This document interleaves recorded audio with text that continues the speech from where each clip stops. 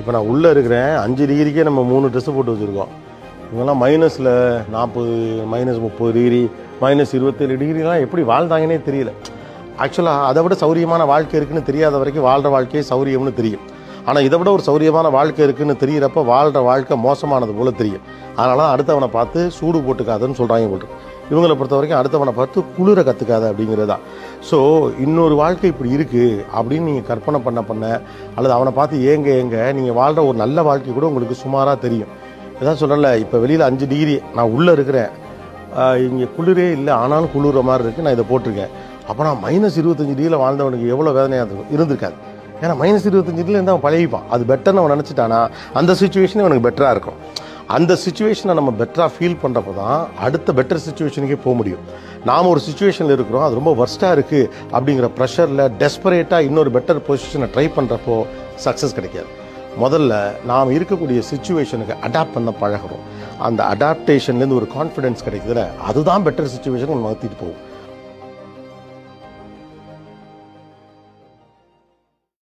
அஜித் இயல்பாக எனக்கு நல்லா இல்லை, எனக்கு அப்படிதான் அவர் தோணுது. சில பேர் இயல்பாகவே நல்லா இருப்பாங்கல்ல. அப்போ என்னன்னு கேட்டால் முதல்ல அவர் கொஞ்சம் ஹெசிடேட் பண்ணார் இன்டர்வியூவில். வார்த்தையில் ரொம்ப தேர்வு செஞ்சு போனார். ரொம்ப நிதானமாக இது பண்ணி போனார்.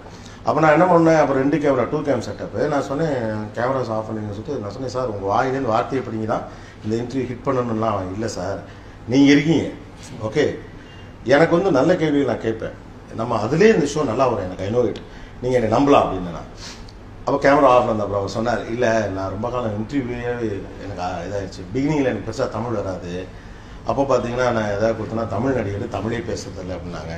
சார் நமக்கு லாங்குவேஜ் சரியாக வரல அப்படின்னு சொல்லிட்டு அப்புறம் கொஞ்சம் இங்கிலீஷ் பேச ஆரம்பிச்சிருக்காரு. ஒரு தமிழ் ஆர்டிஸ்ட்டு இன்னும் பெரிய இதாட்ட இங்கிலீஷ் பேசுகிறாரு அப்படின்னு விமர்சனம் பண்ணாங்க. சரி ஓகே நம்ம பேசலாம், இப்படின்னா அப்படி சொல்கிறாங்க அப்படின்னா அப்படி சொல்கிறாங்க.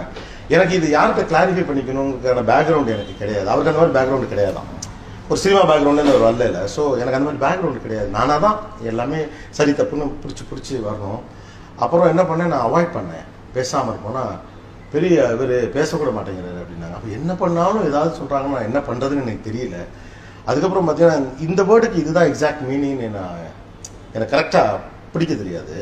ஸோ நான் இயல்பு ஒரு வேர்டு சொல்லலாம், அந்த வேர்டை வச்சு பலார் அது இதுன்னு போட்டுருவாங்க. அப்புறம் தான் நான் ரொம்ப சைலண்ட்டாக இருக்க ஆரம்பித்தேன்.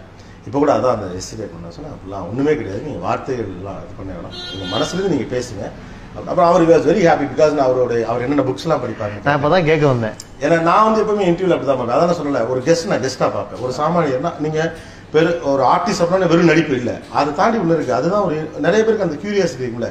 இவர் ஃப்ரீயாக இருக்கல என்ன பண்ணுவார். இப்போது அஜித் ஒரு பொண்ணோட ஸ்கூலில் போய் நிற்கிற ஃபோட்டோ ஏன் வைரல் ஆகுதுன்னா, அஜித் தன்னுடைய வாழ்க்கையில் எப்படி இருப்பாருங்கிறது அவருடைய ஃபேன்ஸுக்கும் சரி மற்றவங்களுக்கும் சரி ஆச்சரியம். ரியல் லைஃப்ல ஒரு மனுஷன் எப்படி இருப்பார் அப்படின்னு தெரிஞ்சுக்கிறது தான் இது இருக்குது. அவர் அங்கே போயிட்டு சாதாரணமாக கையை கட்டிட்டு நின்றுட்டு இருக்காரு. அந்த ஒரு பிம்பம் ஏன் அப்படி இதுன்னா ஒரு மனுஷன் சிம்பிளாக இருக்கணும் அப்படின்னு தான் எல்லாரும் விரும்புகிறான். அப்போ அதை பார்க்குறப்ப எல்லாரும் அதை செலிப்ரேட் பண்ணுறான். ஸோ நான் அவர்கிட்ட அதெல்லாம் கேட்டேன், உங்களுக்கு என்ன புக்கு பிடிக்கும், நீங்கள் என்ன புக் படிப்பீங்க. அப்போ ஒரு சொன்னால் எனக்கு இது வரைக்கும் யாருமே கேட்டதில்லை எல்லாம். ஏன் அப்படின்னு கேட்டேன். தெரில, அதெல்லாம் கேட்டதில்லை, அவ்வளோதான். இதில் என்ன இருக்குது நான் கேட்குறேன். அப்புறம் சொன்னார், அவர் ரொம்ப நிறைய வித்தியாசமான புத்தகங்கள்லாம் படிக்கிறேன். அவர் சொன்ன சில புத்தகங்கள் எனக்கு எதுவும் தெரில. அவர் சொன்ன புக்ஸில் 2-3 நான் எடுத்து நெட்டில்லாம் போய் செக் பண்ணிலாம் பார்த்தேன். ரொம்ப வித்தியாசமான புத்தகங்கள்லாம் படிக்கிறேன். அப்புறம் என்ன வெரி சிம்பிள், அதான் சொல்ல இயல்பாகவே இருப்பாங்கள்ல.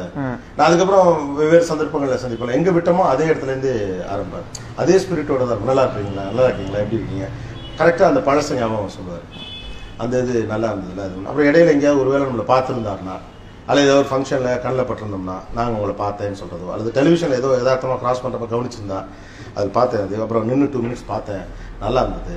அது மாதிரி ரொம்ப ரொம்ப பிளைனான ஒரு ஆள். ஓகே. யா